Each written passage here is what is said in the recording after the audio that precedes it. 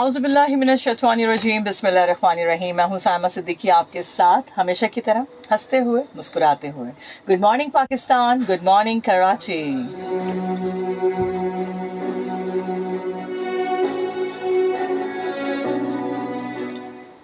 सुबह का आगाज़ हो चुका है जी, और ख़ूबसूरत सुबह का आगाज़ मुस्कुराते हुए और अच्छे एक दिल के साथ किया जाए, खुशी के साथ किया जाए तो आपको भी लगता है कि सुबह का आगाज़ खूबसूरत हो जाता है। सबसे पहले पाकिस्तान के लिए दुआ, शहर कराची के लिए दुआ, जहाँ जहाँ लोग हमें देखते हैं, सुनते हैं, पसंद करते हैं, तनकीद करते हैं, उन सब के लिए ढेरों दुआएं। अल्लाह ताला आप सबको खुश रखे, आबाद रखे।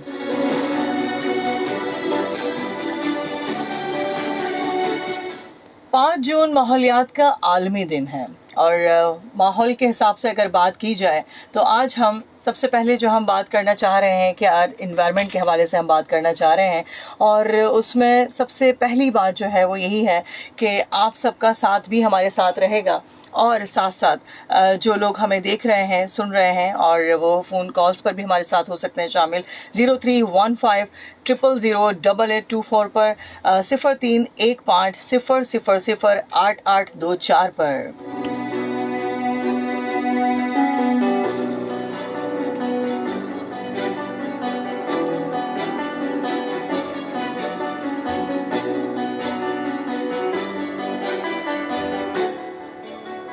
हम बात कर रहे हैं जी आज इन्वायरमेंटल के हवाले से, और हमारे साथ यहाँ पर गेस्ट मौजूद हैं और जिनसे हम बात करेंगे। मोहम्मद खालिद साहब यहाँ पर हैं, इन्वायरमेंटल एक्सपर्ट हैं, Sindh solid waste management board से इनका ताल्लुक है। सर अस्सलाम वालेकुम। वालेकुम सलाम। आपको बहुत बहुत खुशामदीद अपने इस प्रोग्राम में। बहुत शुक्रिया। और आज पूरी दुनिया में जो है वो इन्वायरमेंटल डे मनाया जा रहा है, और जिस हवाले से हम बात कर रहे हैं उसी में हम चाहेंगे कि आपका जो ताउन है, आपका जो साथ है, वो किस तरीके से इसमें शामिल है। सबसे पहले तो अपने बारे में ज़रा तारुफ दीजिएगा। बहुत शुक्रिया आपका, आपका और FM 88.6 का, जिसने आज बड़ा ये एक इम्पोर्टेंट जो टॉपिक है, और आज तो इन्वायरमेंट डे है जी। आपने जो है मुझे भी मदऊ किया जी, और इस पे एक बाकायदा आपने प्रोग्राम रखा है। तो पहले तो मैं आपको बताऊं कि ये इन्वायरमेंट डे है क्या। इन 1973 यूनाइटेड नेशन इन्वायरमेंटल प्रोग्राम एक डेवलप हुआ, जो 1972 से उसकी तैयारी हुई, और इस वक्त जो है 150 कंट्रीज से ज़्यादा जो लोग हैं इसके मेंबर हैं जी। और वो सब मिल के ग्लोबली इस इन्वायरमेंटल चैलेंजेस जो हैं, जो मुख्तलिफ हैं, जो नेचुरल हैं, जो एंथ्रोपोजेनिक हैं, यानी जो ह्यूमन मेड हैं, उसके ऊपर एक दूसरे के साथ मशावरत करते हैं, टेक्नोलॉजी ट्रांसफ़र करने की कोशिश करते हैं, कैपेसिटी बिल्ड करते हैं जी। और ये प्रोग्राम सिंस 1973 चल रहा है, और पाकिस्तान भी उसका एक सिग्नेटरी है। अच्छा, उसके बाद इस साल जो वर्ल्ड इन्वायरमेंट डे का जो मेन मकसद है, जो ऑब्जेक्टिव है, वो प्लास्टिक पॉल्यूशन को कर्टेल करना है। और इस वक्त एक आदाद व शुमार के मुताबिक पूरी दुनिया में 430 millions of tons of plastic generate होता है, यूज़ होता है। जो आप देखें तो 2/3 उसमें से तकरीबन 250 से 300 मिलियन टन्स ऑफ प्लास्टिक जो है वो गार्बेज शेप में यानी वेस्ट हो जाता है, और वो फिर मुख्तलिफ जाके जो है ना वो लैंड पोल्यूशन भी करता है, सॉइल पोल्यूशन भी करता है, और वाटर पोल्यूशन भी करता है, ह्यूमन हेल्थ को भी कहीं ना कहीं वो हिट करता है। तो आपने पहला सवाल पूछा था कि मेरा ताल्लुक बेसिकली मैं एक शहर कराची में प्रैक्टिस करता हूँ एज एनवायरमेंटलिस्ट। सिंस 2005 से मैं यहाँ पर ऑपरेट करता हूँ, और इस वक्त एक चाइनीज़ कंपनी हैंगजू जिंगजियांग जो Sindh solid waste management board के साथ काम करती है, उनका मैं एडवाइज़र हूँ। और वो तकरीबन 60% of the area of Karachi को सर्व करते हैं।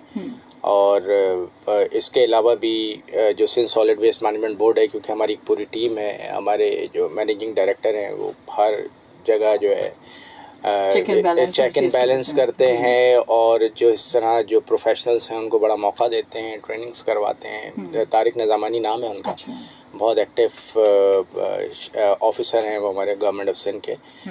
तो ये मामला चल रहा है, ठीक है। और अगर मैं आपको कराची का बताऊं, कराची का अगर आप सुनना चाहें तो बिल्कुल मैं ज़रूर सुनना चाहूँगी, हाँ। और मेरे साथ साथ मेरे व्यूवर्स भी सुनना चाहेंगे जो कि बिल्कुल इस कॉन्सेंट्रेट होकर हमारे प्रोग्राम को देख रहे हैं। जी देखें, कराची के अंदर तो जो पॉपुलेशन स्टैटिस्टिक्स है कि 16.7 मिलियन आबादी है, लेकिन ऐसा नहीं है, आबादी बहुत ज़्यादा है। जी मुख्तलिफ आदाद व शुमार हैं, लेकिन 25 मिलियन प्लस इसकी आबादी है और कीप ऑन ग्रोइंग है ये सिटी।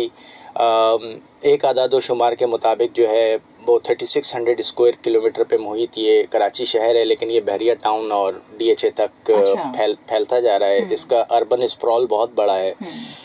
और अगर आप इसको देखें, हम सब कराची वाले जो है सुराबगोट तक भी जाते हैं, बहरिया टाउन तक भी जाते हैं और हैदराबाद तक भी चले जाते हैं जी। तो वो लम्हा दूर, तो रोज का ही सफर होता है। वो लम्हा दूर नहीं कि जब कराची और हैदराबाद मिल जाएगा, और मिल गया है तकरीबन मिल गया है। तो ये दुनिया का सबसे बड़ा अर्बन हिंटरलैंड या अर्बन आप कह लें कि इस तरह का ये टाउन बन जाएगा। जैसे टोक्यो योकोहामा है, इसी तरीके से हैदराबाद और कराची जी। तो जब इतनी आबादी इस अर्बन सेंटर्स में रहती है, तो इस वक्त जब हमारी इकोनॉमी बहुत बेहतर नहीं है, जब हमारी इकोनॉमी बहुत बेहतर होती है, जैसे डेनमार्क है, वो 5 किलोग्राम पर person per day of garbage generate करते हैं, क्योंकि वो बहुत ज़्यादा पैकेजिंग मटेरियल को इस्तेमाल करते हैं। तो इस वक्त हमारी जो जनरेशन है वो तकरीबन 0.7 किलोग्राम पर पर्सन पर डे है।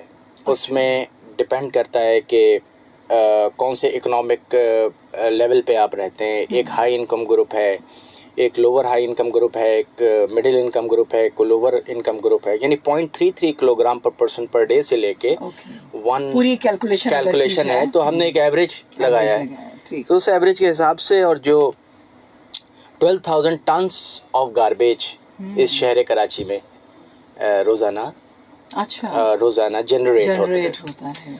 अच्छा, अब ये एक पूरी साइंस भी है।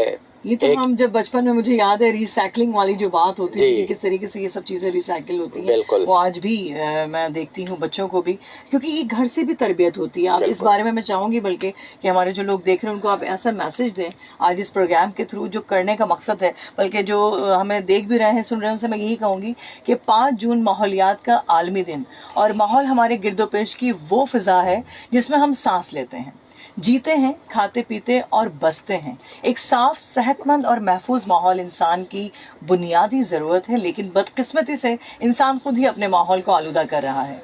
इसी शऊर को बेदार करने के लिए हर साल 5 जून को माहौलियात का आलमी दिन मनाया जाता है। माहौलियात के आलमी दिन का मकसद दुनिया भर में लोगों को माहौलियाती मसाइल की अहमियत से आगाह करना, उन मसाइल पर तवज्जो दिलाना और मिस्बत इक़दामात की तरगीब देना होता है। ये दिन 1972 में अक़वाम मुत्तहिदा के ज़ेर एहतमाम स्टॉकहोम कॉन्फ्रेंस के बाद मनाने का फैसला किया गया। पहला आलमी यौम माहौल 1974 में मनाया गया। हर साल एक मखसूस मौजू और एक मेज़बान मुल्क मुंतखब किया जाता है। यानी अब आप ये सोचें, देखें कि हमारे अपनी कंट्री में भी इस चीज़ का एहतमाम किया जा रहा है, और बाकायदा आप जिस डेजिग्नेशन पर हैं, जिस तरह से आप लोग काम कर रहे हैं, इस बारे में मैं चाहूँगी कि आप ज़रूर बताएं कि फ़ज़ाई आलूदगी के हवाले से जो बातचीत होती है उसमें कितना रद्द अमल किया जा रहा है। देखें, ओवरऑल जो इस वक्त कराची का, शहर कराची का जो एनवायरनमेंट है और पोल्यूशन लोड है, वो बहुत ज़्यादा बढ़ चुका है। उसकी वजह यह है कि एयर पोल्यूशन जो है यहाँ पर बहुत ज़्यादा है, ख़ास तौर पे जो गार्डन के इलाके में हम बैठे हुए हैं और जो बेसिकली हमारा सदर का इलाका है या एमेजना रोड है, तो हमारा ट्रैफिक बहुत है, जिसकी वजह से हमारे पास जो है एमिशंस बहुत ज़्यादा हैं। जो आप करें पार्टिकुलेट मैटर हो गया, या सल्फ़र डाइऑक्साइड है, या नाइट्रोजन डाइऑक्साइड्स हैं, जो इंतहाई मुज़र हैं आपकी हेल्थ के लिए। तो बहुत सारे आदाद व शुमार और बहुत सारे स्टडीज़ ये कहती हैं कि हम जो वर्ल्ड हेल्थ ऑर्गेनाइजेशन की परमिसिबल लिमिट्स हैं उसके ऊपर चले गए हैं। अच्छा, जब उसके ऊपर चले गए हैं तो उसका तदारुक क्या है? बातें तो सबको पता है कि हम पोल्यूट हो चुके हैं, सारा जो गंदगी, वेस्ट वाटर हम जनरेट करते हैं। अगर कराची शहर में 1000 मिलियन गैलन पानी रोज़ाना सप्लाई किया जाता है, कि Karachi water and sewerage board मेरे ख्याल से कोई 750-800 और फिर 200 मिलियन गैलन, ये आदद शुमार चेक करने पड़ेंगे आपको। वो ग्राउंड वाटर से एक्सट्रैक्ट करते हैं, लेकिन हर कोई अपना पानी इस्तेमाल करके सीवरेज सिस्टम में डालता है। उसमें से 6 to 8% जो है ट्रीटमेंट कैपेसिटी है शहर में प्राइवेट और गवर्नमेंट की, वो बाकी सारा डिस्चार्ज होता है अरेबियन सी में। तो वो सी कंटामिनेशन, फिर उसमें से फिश कंटामिनेशन, और फिर वो एक इसमें साइंटिफिक टर्म है बायोमैग्निफिकेशन, यानी जैसे जैसे कंटामिनेशन बढ़ती है वो 20 टाइम्स जो है वो बढ़ती चली जाती है। जब वही कंटामिनेटेड फिश जब इंसान खाता है तो उसके अंदर वो जितने भी हैवी मेटल्स हैं या प्लास्टिक कंज्यूम किया उस फिश ने, तो उसकी जो कंटामिनेशन लेवल है वो 20 टाइम्स इंसान जो है इनटेक करता है। तो कितना देखें आपके हेल्थ के इम्पैक्ट्स हैं। फिर आपकी एयर क्वालिटी बहुत ख़राब हो चुकी है, फिर आपका नॉइस पोल्यूशन बहुत बढ़ चुका है, यानी आपने हर जगह काम करने के लिए ऑफिस में, दफातर में खिड़कियां बंद कर ली हैं, एसी लगा लिए हैं, ठीक है ना, वेंटिलेशन पावर्स जो थी वो ख़त्म हो चुकी हैं। यानी इंसान जो है वो इंसान के जो बेसिक्स जिसे कहते हैं जो लिविंग एलिमेंट्स हैं, जिसे कहते हैं महसूस करना, समझना, सूंघना और देखना, बहुत दूर हो गए। देखना, उससे जो इंसान जिस चीज़ों से खुश होता है, किसी एक हरे भरे सरसब्ज पार्क्स में जाके खुश होता है, या किसी स्पोर्ट्स ग्राउंड में जाके। स्टार्टिंग में बहरिया टाउन का नाम दिया, तो कहने का मकसद ये है कि पूरा कराची वैसा नहीं बनाया जा सकता, तो हमने बड़ी अपने तौर पे बना सकते हैं। तो हमने बड़ी बड़ी बिल्डिंग्स बना दी और कंक्रीट की बिल्डिंग्स बना दी। उसके चारों तरफ हमने नहीं सोचा कि जब ये बिल्डिंग्स हम बना देंगे तो उसमें सॉफ्ट कंपोनेंट कैसे होगा, उसकी ग्रीनरी का ख्याल कैसे रखा जाएगा, उसमें लोग नीचे जाके बेंचेस पे जब बैठेंगे, जब दरख्त की छांव में बैठेंगे तो वो सोशलाइज भी करेंगे, उनकी आपस में दोस्ती भी होगी, उनकी फ्रस्ट्रेशन कम होगी। और ऐसा है, आप जब वॉक के लिए जाते हैं तो आपकी सोशलाइजेशन जो है वो बढ़ती है और आपके सोशल एक्टिविटीज़ वो डेवलप होना शुरू हो जाती है। बच्चे, बड़े, बूढ़े सब एक गैदर होना शुरू हो जाते हैं और यही चीज़ जो है वो आगे माहौल को भी अच्छा बनाती है। अब ये बिल्डिंग जो है पूरा दिन जो है धूप में सिकती रहती हैं, और इसको एक साइंसी फिनोमेना है लैटेंट हीट ऑफ आइलैंड। ये पूरा दिन जो है गर्मी के एब्जॉर्ब करती है और पूरी रात गर्मी को डेसिपेट करती है, यानी दिन रात का जो आपका कंक्रीट का जो टेम्परेचर है। अच्छा, अब मैं आपको कराची में, क्योंकि हम बैठे हैं, तो कराची की आवाम बड़ी रिजिलियंट है माशाल्लाह से, और जब उन्हें बातें समझ में आती हैं तो वो अडॉप्ट भी करती है और ताउन भी करती है।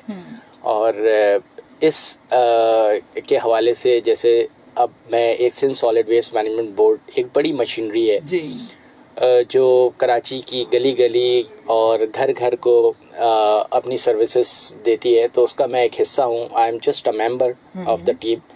तो मैं यहाँ मैसेज देना चाहता हूँ कि अब ये जो अपकमिंग बकरा ईद है, जिसमें हम सब ने जो है कुर्बानी करनी है और जानवर ज़िबा करने हैं, तो उसके लिए एक पूरा एक plan Sindh solid waste management board ने चॉक आउट किया है। उस प्लान में अब आप ये देखें कि कराची के अंदर तकरीबन 200 यूनियन काउंसिल्स हैं। अब उस यूनियन काउंसिल्स में मैंने तकरीबन इस वजह से कहा क्योंकि अब डिस्ट्रिक्ट काउंसिल्स की भी यूनियन काउंसिल जो है वो आ गई हैं और अभी भी जुरिसडिक्शंस थोड़े से चेंज हो रहे हैं। तो इन एडिशन टू 200 और भी बढ़ सकती हैं। तो उसमें हर यूनियन काउंसिल बेस्ड, अब मैं 5 मिनट जो है इसकी बात करूँगा। हर यूनियन काउंसिल बेस्ड जो है वो कुछ गाड़ियाँ जिसमें हमारे बैनर्स लगे होंगे Sindh solid waste management board के 1128, उस पर हमारा कंप्लेन नंबर होगा, उसकी विजिबिलिटी बहुत हाई होगी, उस पर हमारा अमला होगा। वो आएंगे और आपके दरवाजे तक आएंगे और आपकी अलाइशों को इकट्ठा करेंगे। वेरी नाइस, वेरी गुड, ये तो बहुत अच्छा। और वो अलाइशें लेके वो जब जाएंगे तो मुख्तलिफ पॉइंट्स बनाए गए हैं। तकरीबन पूरे शहर के अंदर कोई 100 के करीब जो है ऑफल कलेक्शन पॉइंट्स बनाए गए हैं, जिसमें कैंप्स होंगे, जिसमें हमारा अमला बैठा हुआ होगा और वहाँ वो ऑफल जमा होंगे।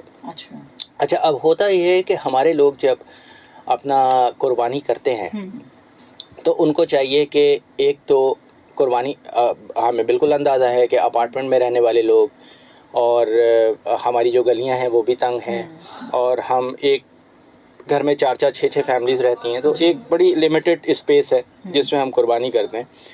तो उस कुर्बानी करने के बाद जो उसका ऑफल है, जो उसकी ओजड़ी है, उसको आप एक साइड रखें या टोकरी में रखें। बिल्कुल बिल्कुल सही। उसको कोशिश करें कि फटने ना दें, उसको कोशिश करें कि हमारे अमले के अलावा किसी को हाथ ना लगाने दें, क्योंकि इसमें मुख्तलिफ स्टेक होल्डर्स हैं जो हमारे यानी पनाह गुज़ीर हमारे अफ़गानी भाई हैं, वो भी और भी बहुत सारे लोग। तो इसमें कुछ काम की चीज़ें हैं, वो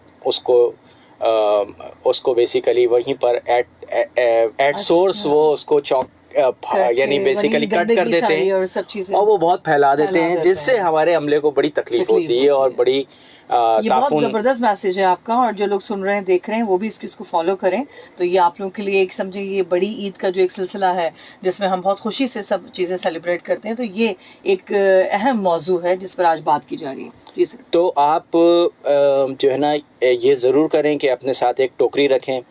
देखिए, हम इतना महंगा कुर्बानी का जानवर भी ख़रीदते हैं और इतनी अच्छी नीयत से जब हम कुर्बानी करते हैं और हम इसके तमाम जो सपोर्टिंग आर्टिकल्स है वो ख़रीदते हैं, तो एक टोकरी भी ख़रीदी जाए, ठीक है। अच्छा, इस वक्त सॉलिड वेस्ट मैनेजमेंट बोर्ड जो है आपको एक बायोडिग्रेडेबल बैग भी तकसीम करेगा। अच्छा। और वो क्योंकि ये फ़र्स्ट टाइम कैंपेन हो रही है, पिछले 75 साल में जो म्यूनिसिपल सर्विसेज यहाँ पे चली है, फ़र्स्ट टाइम है। तो हमारी कोशिश तो है कि हम 100% डिस्ट्रीब्यूट करें, लेकिन this will be a very challenging.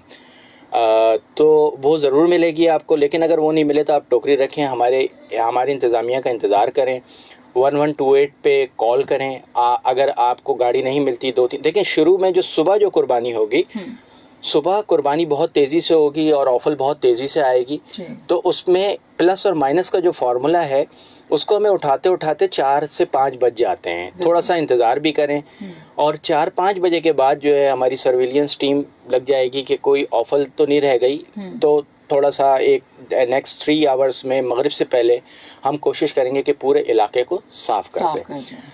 अब जो एक आम शहरी है, एक आम शहरी कहाँ कहाँ मदद कर सकता है इंतज़ामिया की, कि एक तो वो ऑफल को उठाने दे इंतज़ामिया को, दूसरे को ना ले जाने दे, क्योंकि वो कहीं पे भी जाएंगे अपने पार्क्स में, आपके फुटपाथों पे, आपके रोडों पे उसको चाक करेंगे वो, और इस शहर कराची में गंदगी फैलाएंगे वो। दूसरा ये काम करें कि जब आप कुर्बानी कर लें और अपना ये सिस्टम बना लें, तो जब आप सफाई करते हैं तो कोई 2 किलो 4 किलो आपके पास चूना होना चाहिए। आप काइंडली उधर अपने जो है चूना डालिए।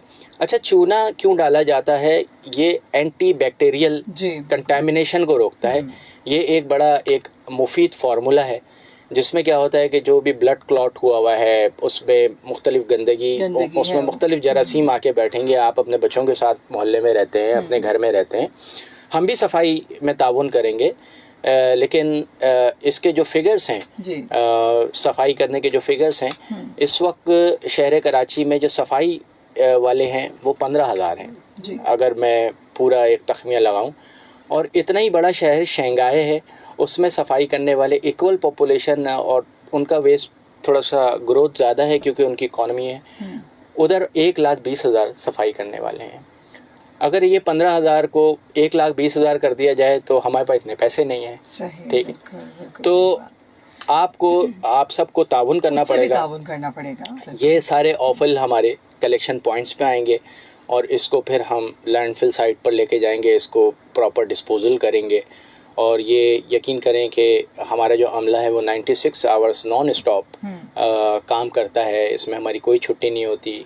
हम अपने कैंप्स पे होते हैं और बहुत मेहनत की जाती है। आप इनका बड़ा, हमारे अमले का भी बड़ा ख्याल रखें, क्योंकि आप ईद करते हैं और वो रोड पर होते हैं। बिल्कुल सही है। मैं भी यही सोच रही थी कि आपसे यही सवाल करना कि देखिए सब ईद की खुशियां मना रहे होते हैं, लेकिन आप जिस तरह से माहौल को साफ रखना और लोगों की गलियां, लोगों की सब चीजें साफ सुथरा करना, तो हमें भी चाहिए बीइंग अ सिटीजन हम अपना भी रोल प्ले करें और अपनी अपनी जगहों को, अपनी गलियों को भी साफ सुथरा उसके फौरन बाद, क्योंकि हम सबकी अपनी रिस्पॉन्सिबिलिटी बनती है। जिस तरह से हम अपने घरों को साफ रखते हैं, इसी तरह हमारी गलियां हैं, तमाम तर माहौल के जो आपके एरियाज हैं, उन सबको भी कोशिश करें कि अपने तौर पर साफ सुथरा रखा जाए। अच्छा, सम टाइम मैंने खुद से भी देखा, आप जब आंखों देखा कुछ माहौल देख रहे होते हैं तो बात करते हैं कि लोग खुद से भी जाके अपने घर के सामने नहीं, दूसरे के घर के सामने वो सामान डाल देना है, गंदगी, तो उस चीज़ से आपकी अपनी प्रॉब्लम क्रिएट हो गई ना।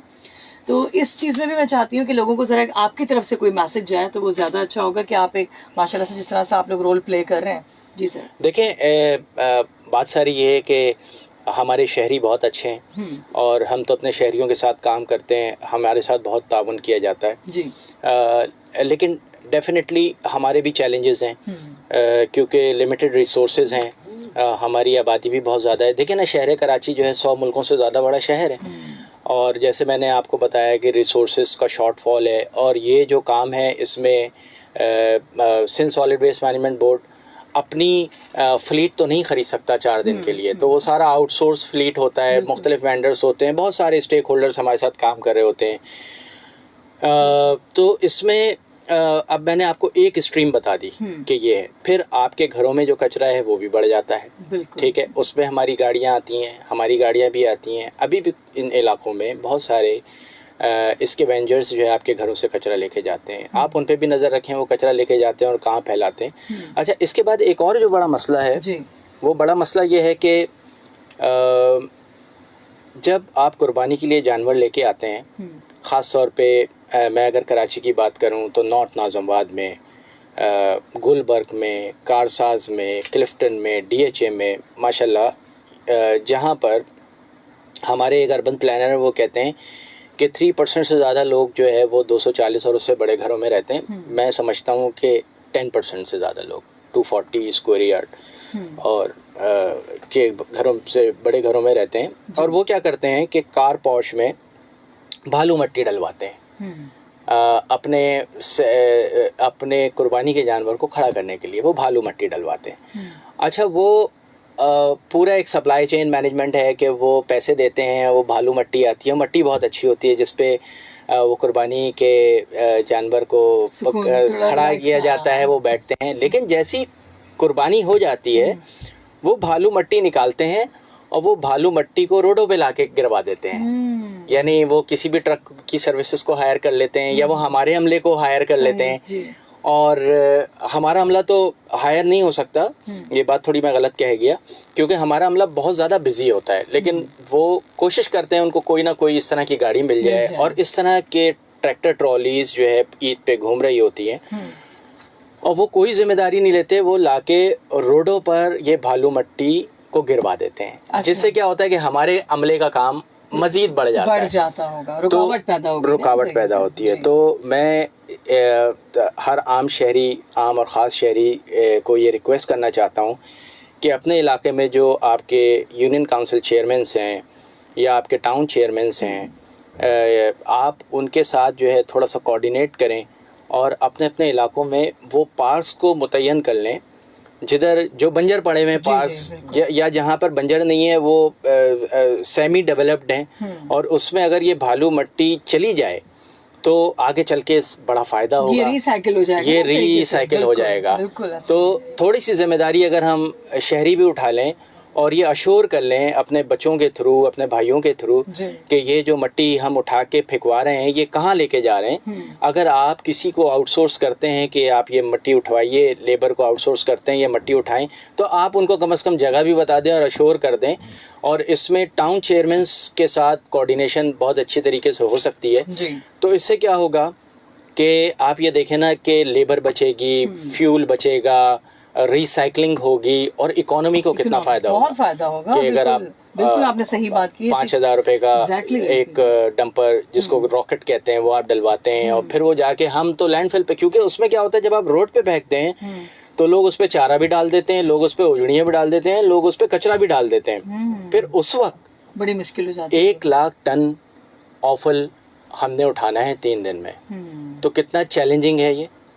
और उस चैलेंज को अगर 1 लाख टन में ये 25,000 टन और आ गया तो ये 1.25 लाख टन हो गया। तो अगर ये मट्टी रिसाइकल हो जाए, ये हमारी ज़मीन से आई है मट्टी और ज़मीन में वापस चली जाए। बिल्कुल सही। तो ये उसमें समझने वाली बात है। बिल्कुल, साथ साथ हम कॉल भी लेते हैं आपके लिए। एक कॉल भी है, देखते हैं कौन है हमारे साथ। अस्सलाम वालेकुम। जी वालेकुम सलाम। मुझे वाजी रमजान को पेश से बात कर दिया तो कराची से। जी जी वाजी साहब, कैसे हैं आप? ठीक ठाक हैं, खैरियत से हैं? शुक्र अल्लाह का, आप सुनाओ कैसे हो? जी, इन्वायरमेंट पे बात हो रही है, क्या बात करेंगे? जी पहले तो कहूँगा कि अल्लाह आप और आपके मेहमान को खुश रखे, जी आबाद रखे, सेहत वाली जिंदगी दे। जी जी। मैं बचपन में मैं ये देखता था कि गोश्त हम लाते थे कागज में, हम्म दूध हम लाते थे बर्तनों में, हम्म और जब सब्जी लेने के लिए जाते थे ना वालदा के साथ, तो कपड़े के थैले होते थे। हम्म। मगर आज का ये जो शॉपर आ गए ना, ये बहुत खतरनाक है। जैसे हमारे मेहमान ने कहा ना, ये वाकई समंदर के लिए और हमारे माहौल के लिए बहुत खतरनाक है। बिल्कुल। तो इस चीज पे गवर्नमेंट को ये होना चाहिए कि जितनी भी फैक्ट्री जो शॉपर बना थी ना, इनको जल्द अज जल्द जितना हो सके बंद कर दे, क्योंकि काफी हमारी हुकूमतें आती हैं, फिर वो पाबंदी लगा देती हैं, फिर पाबंदी उड़ जाती है। मगर इसके ऊपर बाकायदा एक पाबंदी होनी चाहिए। और दूसरा ये है, जैसे ये ओजियो के बारे में बात कर रहे हैं, कि अगर हर इलाके वाले एक जैसे कुआं नहीं होता, कुएं की तरह अगर खड्डा खोद दे जी, और उसके अंदर सारे वो इलाके वाले उसमें डाल दे, फिर उसको दफना दे, तो इससे ये भी हो कि वो गंदगी नहीं फैलेगी। बहुत शुक्रिया आपका, बहुत और दूसरा ये कहूँगा जाते जाते कि दरख्त पे लाजमी, अब जैसे हमारे घर के बिल्कुल सामने पार्क है, जब ये नया नया बना था तो इसके चारों तरफ दरख्त है, फिर उजड़ गया, अब दोबारा के बना रहे, मगर दरख्त नहीं लगा रहे। हाथ लगा दिए, खंबे लगा दिए, सीटें लगा दी। दरख्त तो बहुत जरूरी है जी, हमारे लिए जिंदगी के लिए बहुत ज्यादा जरूरी। बहुत शुक्रिया सर आपका, बहुत शुक्रिया। दरख्त जरूरी है। चलो अल्लाह आपको खुश रखे, आबाद रखे से। अच्छा देखें, आपने जो सवाल किया भाई ने, उसमें उन्होंने जवाब भी दे दिया। हाँ। यानी आप ये देखें कि हम सबको पता है कि हमारा बचपन कैसे गुजरा। बहुत सारे लोग जो है लोग कहते हैं कि वो ये कराची से हैं, ये कराची से नहीं है। मैं कहता हूँ कि जो 5 साल कराची में गुजार लेते हैं वो सब कराची वाले हैं, क्योंकि उन्हें सब कराची का पता चल जाता है, उनको रोड रस्ते पता चल जाते हैं, उनको यहाँ का माहौल, वो जेल हो जाते हैं, वो रात 2-2 बजे तक चाय के होटलों पे बैठे हुए होते हैं, दोस्तों के साथ गपशप लगा रहे होते हैं। तो हम सब कराची वाले हैं, हम सबको कराची को ओन करना चाहिए। अच्छा, इसमें क्या है कि जैसे उन्होंने बताया कि पूरे पाकिस्तान में, सिर्फ कराची में नहीं, कि जब हम दही लेने जाते थे तो एक कटोरा लेके जाते थे, दूध लेने जाते थे तो बर्तन लेके जाते थे। हम जब अपनी वालदा के साथ, वालिद के साथ जो है एक प्लास्टिक की टोकरियां चलती थी, वो लेके जाते थे और उसमें सारी सब्जी और गोश्त आता था। तो अभी क्यों नहीं लेके जाते?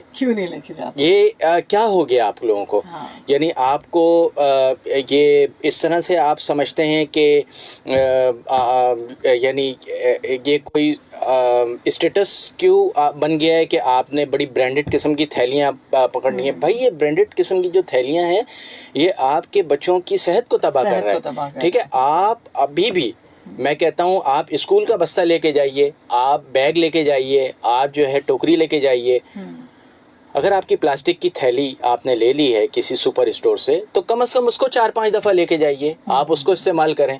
अब यहाँ पर और हमारे जो दुकानदार हैं जी, वो भी हर छोटी छोटी चीज़ में जो ना आपको थैली डाल के देते हैं। अब मेरा तो बेसिकली ये काम है, मैं तो जो शॉपिंग बैग है इसको डिस्करेज करने की कोशिश करता हूँ।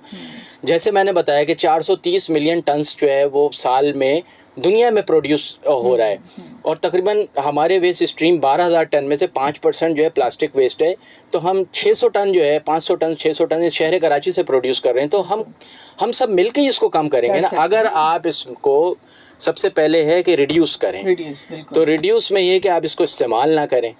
सही है। पानी की बोतलें आप देखें, बच्चे जो है वो मैं किसी भी कंपनी का नाम लेना चाहता, वो 60 रुपए की, 70 रुपए की प्लास्टिक की बोतल खरीदते हैं, पीते हैं। आप थर्मोस दीजिए उनको, आप प्लास्टिक पोल्यूशन को रोकने में ताउन कीजिए। तो जब आप लोग इसको इसको रिड्यूस करेंगे तो जाहिर सी बात है। और मैं समझती हूँ सर कि कम्युनिटी सिस्टम से ही काम शुरू किया जाए। जैसे हम बहरिया की बात कर रहे थे, वहाँ पर, क्योंकि मैं वहाँ की सिटीज़न हूँ, मैं वहाँ रहती हूँ, तो वहाँ पर जो है वो बैग्स, वो शॉपिंग बैग ख़त्म हो गए। मतलब आपको उसी जो है वो पेपर बैग के अंदर आपको दिया जाता है। तो बहुत सारी चीज़ें आप खुद भी इनिशिएटिव ले सकते हैं ना। कम्युनिटी सिस्टम बना रहे हैं, बाउंड्रीज वॉल अगर आपका है सिस्टम रहने का, या कुछ भी है, तो अपने घर के बाहर भी आपने जो है बिन रखने हैं। अच्छा, बिन का तो सवाल सवाल ही पैदा नहीं अब होने लगा। मैंने जो देखा ज्यादातर कि घर के बाहर ही डाल के वो छोड़ दिया जाता है। एक अगर आपका गली है, मोहल्ला है, आपकी कम्युनिटी है, आप सब खुद मिलकर भी ये काम कर सकते हैं। इदारे का तो काम है, इदारा तो अपना काम कर रहा है, इस बारे में सर क्या कहेंगे आप? देखिए, मैं आपको बहुत दूर नहीं लेके जाऊंगा एग्जाम्पल देने के लिए।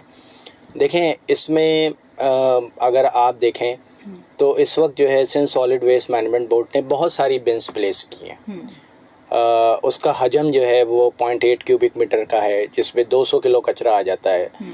फिर उसका हजम 3 क्यूबिक मीटर का है, जिसमें 1.2 टन्स कचरा आ सकता है। फिर उसमें 5 क्यूबिक मीटर है, 10 क्यूबिक मीटर है। हमने मुख्तलिफ जो है इस शहर कराची में इंस्टॉल किए हैं, ठीक है। लेकिन कुछ अर्बन प्लानिंग के भी चैलेंजेस हैं, क्योंकि हर जगह बिन नहीं लगाई जा सकती। फिर कुछ एंटी स्टेक होल्डर्स भी हैं जो हमारी कचरा दानियों को जला देते हैं। मेटल की बिन को वो जल जाती है और वो ख़राब हो जाती है, चोरी भी हो जाती है। लेकिन जहाँ पर भी कचरा की बिन्स हैं और जहाँ जहाँ गाड़ी आती है, तो आवाम को चाहिए कि अगर गाड़ी आती है तो बहुत अच्छी बात है, उस गाड़ी को कचरा दें। और अगर गाड़ी नहीं आती तो आप मोटरसाइकिल पे, गाड़ी में इतनी दफ़ा आप बाहर निकलते हैं तो आप देख लीजिए ना कि कहाँ पर ये पॉइंट है, आप उधर ले जाके जो है उस डस्टबिन में डालिए। अच्छा, अब देखें, मैं आपको एक और बड़ी इम्पोर्टेंट यहाँ पर मैडम के हवाले से जो है ये FM 88.6 के हवाले से एक चैलेंज बताता हूँ, जो डोर टू डोर कलेक्शन है, एट सोर्स कलेक्शन।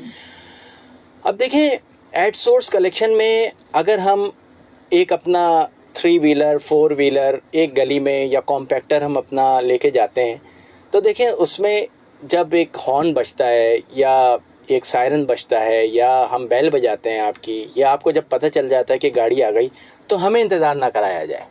यानी आपका सिस्टम बिल्कुल रेडीमेड वो पैक हो, आपका डस्टबिन बिल्कुल क्लोज हो, और आप जो है ना दरवाज़ा खोलिए और अपना बिन रख दीजिए। अगर आप ये देखें कि एक मैं मिसाल दे देता हूँ कि डिस्ट्रिक्ट ईस्ट की, जिसमें 4 मिलियन की आबादी है, 4 मिलियन जो है ना आबादी है, तो तकरीबन उसमें 3.5 लाख अगर हाउस होल्ड्स हैं, या डिस्ट्रिक्ट सेंट्रल में 3.5 से 4 लाख हाउस होल्ड्स हैं। तो अगर मैं हर घर पे 2-2 मिनट लगा दूंगा, तो इतना तो 7 लाख मिनट तो मेरे पास दिन में है नहीं। सही है, मेरे पास 600 गाड़ियाँ हैं, सब कुछ है। तो हमें यहाँ भी ताउन आपका चाहिए कि फ़ौरन आपने रिस्पॉन्स करना है, एक रिस्पॉन्स करना है। और फिर सारा काम आपने नहीं करना, कुछ काम हमने भी करना है जी। हम आगे चल के इंशाल्लाह through Sindh solid waste management policies जो है कचरा निकालने के टाइमिंग भी होते हैं दुनिया में, और यहाँ पर भी हम करेंगे। यहाँ पर तो 24 आवर जो है कचरा बाहर आता है, जिसका जहाँ जब दिल चाहता है वो कचरा फेंक देता है। ऐसा नहीं होना चाहिए, टाइमिंग्स के हिसाब से एक टाइमिंग होने चाहिए, सुबह के एक टाइमिंग होने चाहिए। और ये अच्छा, मैं आपको एक मिसाल देना चाहता हूँ कि मेरे साथ ये हुआ कि मुझे किसी ने रिक्वेस्ट की कि कोयटा का एक वेस्ट मैनेजमेंट प्लान बनाना है, तो आप चले जाएं 3 दिन के लिए। तो मुझे जिसने कहा, तो मैं उनको मना नहीं कर सकता था, वो भी गवर्नमेंट ऑफिशियल्स हैं। तो मैं वहाँ चला गया और मैंने कोयटा का सर्वे किया। तो वहाँ पर एक पॉइंट पे जाके जहाँ कचरा जमा होता था, मैं वहाँ जाके खड़ा हो गया। मैंने कहा कि यहाँ पर एक, इसमें भी टाइम एंड मोशन स्टडीज़ है, सप्लाई चेन मैनेजमेंट है, इसमें टर्मिनोलॉजीज तो बहुत हैं, लेकिन ये एक आम फहम काम है हमारा। तो वहाँ पे मेरी ऑब्जर्वेशन थी कि उस पॉइंट पे हर शहरी, कोयटा का हर शहरी, चाहे वो खातून हो, चाहे स्टूडेंट हो, या कोई आम मकामी शख्स हो, या कोई आम कारोबारी शख्स हो, साइकिल पे, मोटरसाइकिल पे, गाड़ी पे, मैं कोई 3 घंटे उस पॉइंट पे बैठा रहा और मैं देखता रहा कि हर आदमी बड़ी ज़िम्मेदारी के साथ आते हैं, अपने कचरे की थैली उनके साथ पास होती है और वो उस डस्टबिन में कचरा अंदर डाल के चले जाते हैं।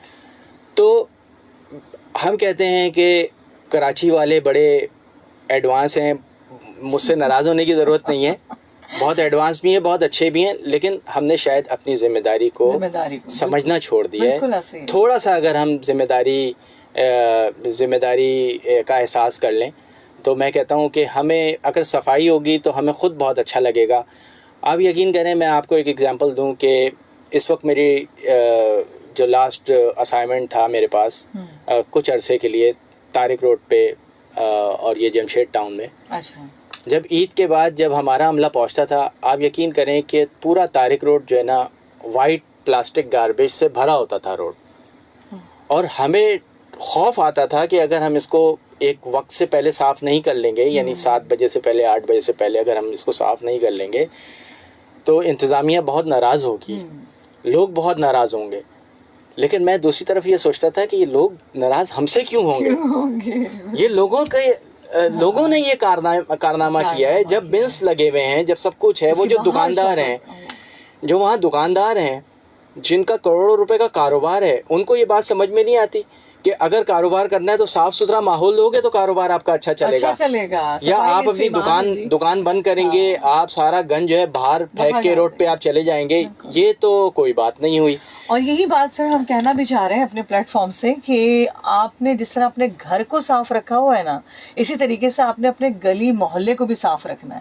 और जहाँ पर भी मैं तो समझती हूँ, बल्कि कोई किसी को देखे उसकी एक फुटेज बना ले, पिक्चर बना ले कि देखिए ये चीज़ हो रही है। क्योंकि देखिए इससे क्या होगा, आपकी अपनी भी एक जिम्मेदारी है कि आप उसको रोकें। अब गाड़ियों में हम जा रहे हैं, अगर हम अपने बच्चों को तरबियत नहीं देंगे तो वही उसी गाड़ी में से आपने शॉपर, मैंने खुद अपनी आंखों से देखा, बॉटल्स निकाल कर फेंक रहे हैं रोड पे क्यों फेंकते हुए जा रहे हैं? क्या ये आपका मुल्क, आपकी ज़मीन नहीं? फिर आप मुल्क की शहर की बात करते हैं।